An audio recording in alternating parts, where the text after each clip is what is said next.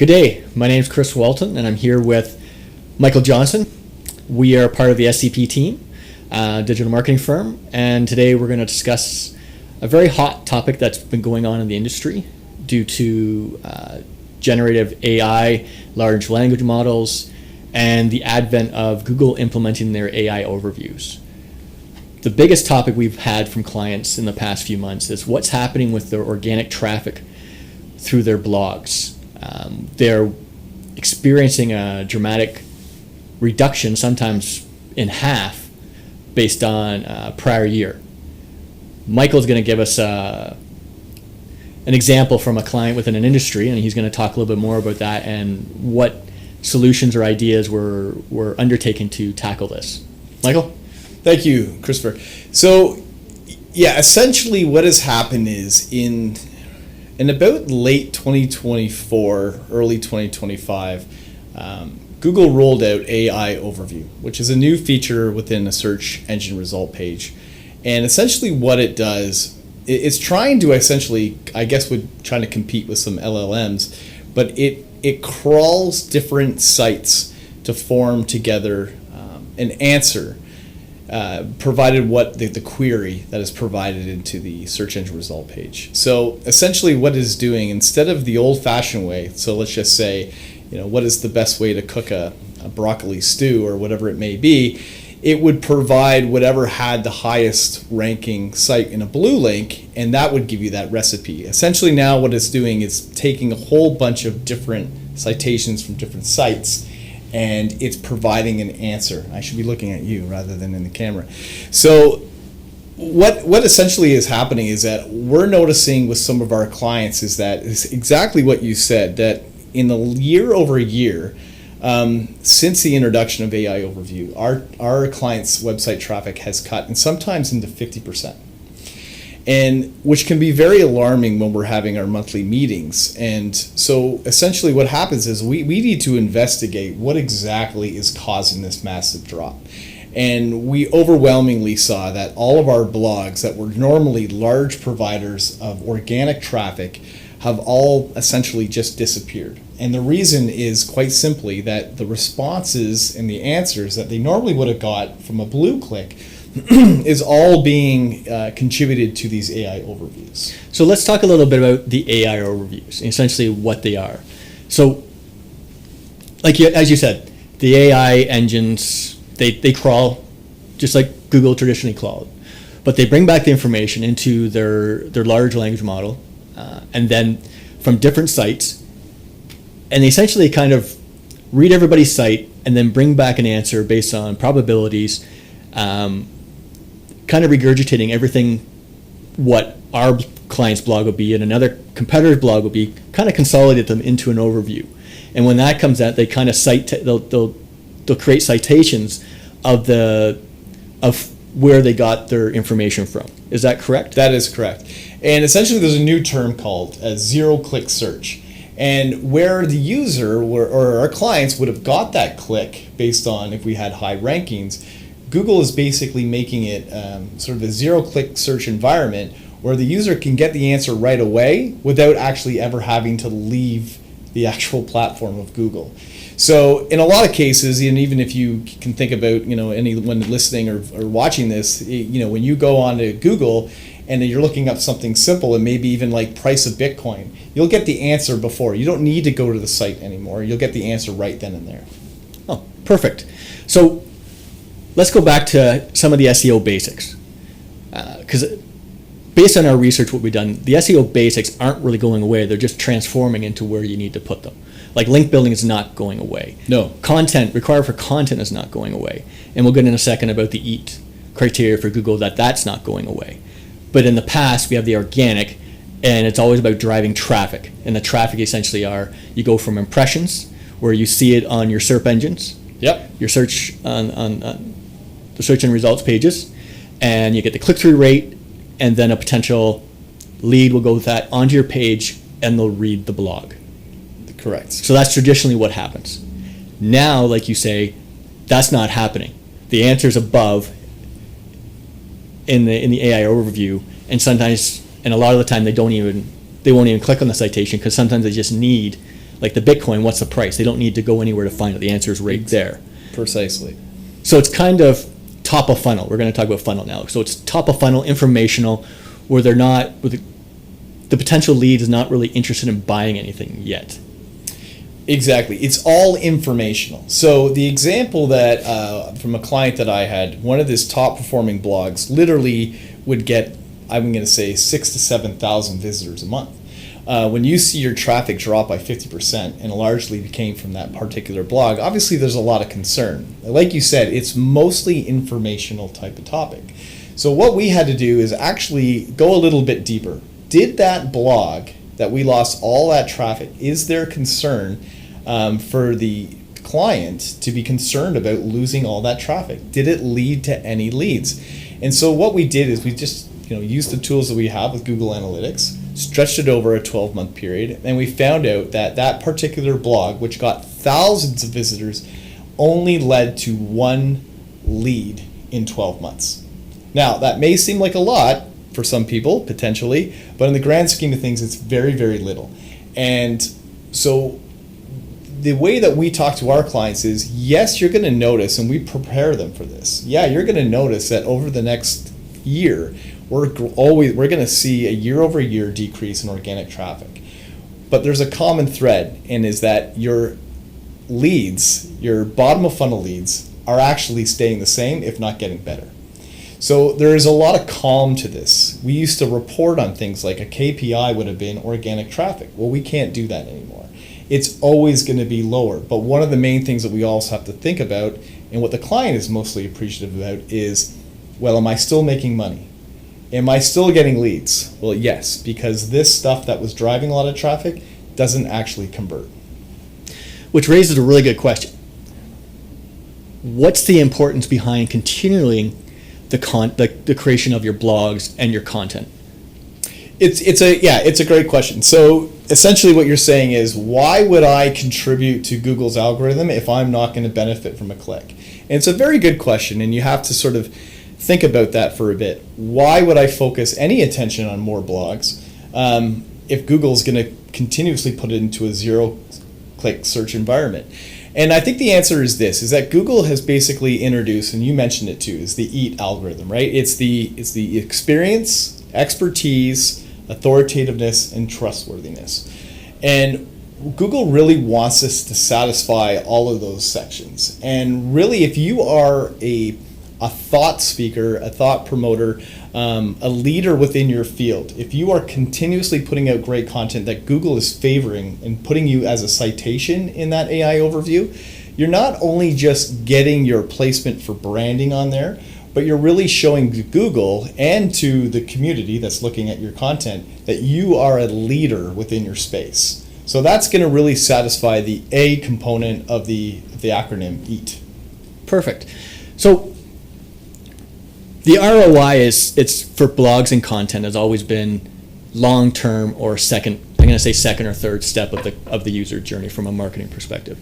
Blogs were never really meant for a click to turn into a lead. Correct. They're always meant to get you on the site, to spend time on the site, look around, potentially read more articles, read more about the client. How is that going to happen now in the AI overview section? Well, we may not get the click that we used to, but some people may. So let's just put it that way. You may see people still go to the citations. If they like the answer that you gave, you can still go visit your site from that citation. And that's actually in position 0. So you don't even need to go down to the blue clicks to find your answer. So you can still get some visitors that are coming that way. But we still want to be able to drive traffic. And, it's not, there's alternative ways to look at it. You'll see that some of the queries, the who, what, where, when, whys, those will generally 90% or 100% of the time will generate an AI overview. But there are ways that we can look at building content where we can include keywords or what we call AI immune keywords. So things like the best, or or what do you do and where do you do it? Those types of keywords will not generate an AI overview response, which means that you can focus a lot of your content around keywords that may be AI overview immune, and then that could be your focus to drive more traffic to your site. Okay. So with this client, how did we settle them down or calm their nerves, that it's an impact, but it's not a financial impact? Well, it's as simple as following the numbers, right? So we were able to look at, and like I said, that one blog, which was the biggest driver of traffic to your site, only generated one lead over the course of 12 months. That particular client, on average, gets about 600 leads per month through just organic direct, not even talking paid at this point. So one lead in 12 months versus 600 in a month. So the objective in the how we calm our clients down essentially is the leads aren't going anywhere. So if we could visualize it, what happens is that on a graph, if we're looking at all of our blog content, and sometimes some of the tools that we have, we can just isolate all the blog content. What we're seeing on most cases is that yes, your clicks are going down, your click rate, through rate is going down, but your impressions are stagnant, or they're even they're climbing. And the reason why they're climbing is because we're even getting an impression in position 0 for their AI overview citation component. So you look at that and you look at a branding component, because when you look at an AI overview citation, you're getting your logo right there and you're getting a snippet of your blog. And so that is great branding. So we just feel like if you're continuously writing content, which is still a great thing, content is still king, but if you're continuously writing content, your chances of showing up in an AI overview just become that much more better than if you stop the strategy altogether. But if you can continuously get logos up there, your branding up there, becoming a thought processor in your space, these are all great signs for not just for the users, but also for Google. So we talked about EAT. Yeah. EAT's not the only criteria. One of the biggest things for organic, and even getting into the overview, and I guess it is a part of the EAT, the trust, and part of that is ranking. Oh yeah. If your blog is not ranking, it's not going to be trustworthiness. For sure. So a key criteria is still link building, correct? Absolutely. You'll go on YouTube and you'll see a bunch of stuff and talk to different SEO gurus, and some of them will say that SEO is dead. It is not dead. It is 100% a huge factor. So you need to have that authority in order for you to show up high, for you even to be considered to be part of that AI overview. So link building is a huge component to EAT, because that is your authoritativeness. It's the biggest A in that acronym of authority. So we were discussing, and Chris and I were looking at some blogs before this came, and one of the things that we also know in terms of tips on how we can improve our chances of appearing in an AI overview is that Google's always going to favor newer and more relevant and refreshed content. Yep. So some of the things that we'll discuss with our clients as we continue to move forward is when we're looking at what blogs potentially might be losing traffic from AI overview but still have a lot of relevancy, is to making sure that those blogs themselves are always up to date. Because if you're talking about something relevant in terms of the date of the year, if your information is dated, Google will eventually push you out of that AI overview, and then you just lose that branding component. So now we're talking about constant content refreshing, which Google's always had. They've always done it, but it's becoming more prevalent in order to get up to the top. So essentially, what it looks like to me is that SEO or organic is kind of moving above the very top. It's just changing where the answer is there, and then you have citations. It's not the blue links, it's citations. Yeah. And part of that content is having really good quality content, but that also includes the formatting and the structure, and that is changing, and that's AI optimization. So what that acronym AIO is, it's you're formatting your web page or your content to be properly read by these new large language models, including Google Gemini or the AI overview. Yep. Can you explain a little more of the type of structure that needs to happen now? Yeah, of course. So what they want us to do I guess back in the old days, it would be like, make sure you write X amount of words, right? That was the main criteria. And then it became a little bit more technical in terms of, let's add some different, graphics or images to sort of support your topic. But now there's structural, and we need to have that structure. And so some of the tips that we're providing for our client is, right off the bat, a lot of these LLMs want us to give the answer right away. So what we could do essentially is, if your blog topic is,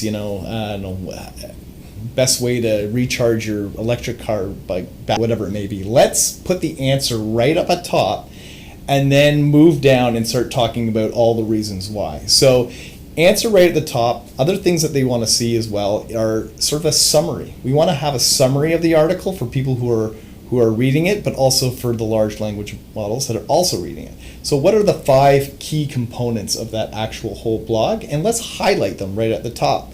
Then we're going to have a nice opening paragraph. We can space it out with different images, bullet points, make it really easy to read. Another really great tip that we're also providing for clients as well is, let's provide an FAQ. A lot of people like to have FAQs on an FAQ page. Well, that's all fine and dandy for the user who is already on the site, but don't forget, you could have an FAQ for every topic that you could possibly think of. So enhancing it by including more of your targeted keywords in that FAQ is a great way to do it. And then last but not least, one of the greatest ways to improve sort of your trustworthiness in the is make sure whoever's writing the blog, that you actually have a bio in there. Who's writing it? Otherwise, we're just thinking that it's been generated by AI, which never do, by the way. But let's put whoever wrote that blog. Let's talk about who that person is. And then, of course, one of the other things is that we would always say, try not to link out of your site. But now, basically, Google is saying, no, we want to make sure that if you're linking out, it's got to be a credible site. So if you're referencing anything that needs a proper link out to a government site, or if you're supporting your argument in your blog, link out to it and show where you got your sources from. Just like we used to do in university, you got to show your sources. And then at the very bottom, make sure whoever is writing that blog, that they link out to their profile, potentially on LinkedIn, or make sure that they have a contact. And then do as much interlinking as you possibly can within your blog. So essentially, our blogs actions are becoming essays with API or APA citation requirements now. Yes, exactly. But but positioning it, making it really easy to read, not only for the user, but for the bots, and for both Google and for LLMs. You mentioned a really key point about AI generated content. The large language models, they don't discriminate between like AI generated and human generated content. However, with it being so easy to create, the risk if you use just AI generated content and just put it out there, it ceases to be original, and it's going to sound like the same thing that everybody else is saying. Correct. Because we got to remember, the large language model are based on probability, and they're going to probably say similar things if you ask for, how do I get to Niagara Falls, or what's the top 5, or the top 5. If I want to write a blog or a listicle for the top 5 places to visit in Niagara Falls, if I was like 5 different competitors and we used large language models the same way, they'd probably come up with similar things that look the same. So it's not really authentic. It's not unique. So what we do, and I know this, is we take blogs, but we also have human involvement. For sure. And we also look for uniqueness, and we review it to make sure it has a humanistic tone, and it is created at the end by our content team, right? Like it's supplementation, but we want to make anything we do for our clients as unique or to them as possible. So, if you want to comment on that. Well, yeah, absolutely. It's easy to use AI to write blogs. It's simple, and people do it. And there's a problem with it. It maybe not be known to everyone who's using it, but there is a consistent sort of theme when it comes to AI written blogs, and it may not be visible to the eye of someone who's just testing it out, but there's certain keywords that AI will focus on. Words that we don't typically say in our everyday language. Yeah. One I can think of right off the bat is the word delve. Like if I delve into something, we don't typically say it, but AI thinks it's a huge keyword. If that keyword is visible, then it's a very big indicator that that is written by AI. AI will also put brackets and links out to sites that don't even exist. It will hallucinate. If you don't proofread things, or if you don't humanize things, it not only will be very, very easy to detect from intelligent bots like a Google, but it will also be very easy to detect from users. And users, even as in its infancy stages of AI, I think we're already kind of sick of it, and we can detect it right away. So it's pretty easy to determine. Well, that's especially true because we're going to get into, it's not just blogs, it's YouTube videos and TikTok videos and other types of media, social media are actually appearing into the AI overviews as well. Just below, you'll sometimes, if you do, depending on the search, they'll give you an answer, but then they'll start giving you links to YouTube videos that you can, instead of like a blog, they'll give you the YouTube videos. I've noticed. That's correct. Yeah. So what this is coming back to, it's not just a blog. We call it omni-channel, where you want to have the videos, you want to have the blogging, you want to have your website, but you also want to be on TikTok and YouTube, Instagram, all the different platforms you can to get the whole audience, because these large language model in the AI overview doesn't just scrape your website. It's going to scrape wherever you are. It's going to look for you. So another piece of the AI overview, and maybe more for the large language models that we'll get into at a later date, is to assess whether they're going to bring your information up.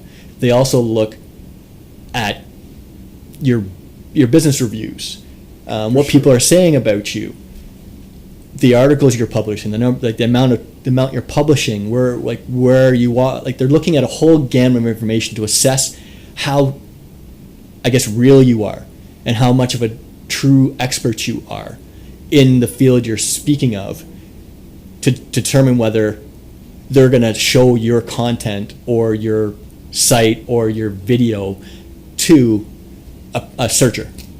Yes.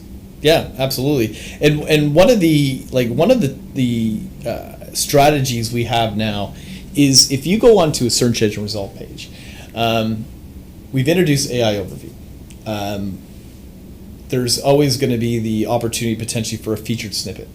There's going to be ads. There's going to be a potential 3-pack. There's going to be a people also ask. Yep. There's also an opportunity to have video on there. So there's a lot of noise on a search engine result page now. So it's not just the AI overview. An organic listing of what with 3 a year ago could potentially be pushed down. And as we were discussing before, the amount of blue links went from 10 to 7 in some cases. So how do we get our chances of being seen on page 1? And one of the things that we have tested with some of our clients is, what is the main keyword that brings into a particular page? Okay, let's do a real organic search. We search that particular keyword and we see what comes up. Is there an AI overview? Are we in there? No? Okay, well, then maybe we need to enhance our content. Are we up there organically because we have great content? No? Then maybe, once again, we need to enhance content. Are we there for paid? Well, maybe we need to increase it. But if it's a video, what we've been testing is why don't we create a YouTube video based on the keyword that we know that is driving up a result for that? And what we have done is we've asked clients to actually create content around that targeted keyword. And then also, we embed that particular video, once we've uploaded it to Google, onto their page. So we not only enhance their page experience, we've also, in some cases, I've actually appeared as part of those 3 featured videos. And if we're appearing in those 3 featured videos, then Google's basically saying, yeah, these guys have great content, our organic listing has gone higher, and then we have a better chance of even showing up as a video component in AI overview. So we have to get creative in terms of how we can, focus and expand on our keyword based off of just, focusing on one keyword. How can we expand it to other avenues, video, TikTok, like you said, other ways we can get our keyword mentions on a bunch of different platforms. You have to remember, traditional SEO was all about ranking a keyword. Correct. The new version, the generative engine optimization, GEO, is an extension of that. It's still important, but it's not the only thing, right? So it's the good content, it's proper structure, and the end goal is getting it up so the search engine recognizes it. And just trying to stuff keywords in your content, or trying to focus on keywords, it won't get you into the AI overview, correct? I don't think it will. I mean, unless it's a very non-competitive space. But in most cases where we're dealing with clients, they're all in competitive spaces within their field. So we have to be a little bit more original than just keyword stuffing. And you mentioned a good point about the AI overviews pushing everything down. So most people, roughly 80 to 90% of the people don't go into page 2 of a SERP. Correct. On any SERP you use, it's people go, they won't click on page 2, it's page 1. So if you're in organic, the ranking of number 8, you wouldn't push to page 2. Correct. Yeah. However, you could have been in an organic rating of page 8, but if you have the correct AI overview, you actually might be seen. That's a good point. In the AI overview, so you might have a citation. You might. But keep in mind, you may not get the click. You may get the visibility, but you still might not get the click. So at the end of the day, like when we look at all of this, and I think bringing it back to what you're talking about, how do we discuss this with our clients? It is, don't fear. It was a KPI at one point to look at organic traffic as something to be proud of. And yes, it's still good if you can still continue to get it. It just means more visitors to your site. But at the end of the day, the keywords that are not providing an AI overview are still their bread and butter keywords. They're bottom of funnel keywords. In my case, let's just say the example that we were referring to is a lawyer. What do you do and where do you do it? And those keywords will always drive the best conversions. And those are your bottom of funnel, action oriented. They want to actually go and do something. They want to buy a product. They want to buy a service.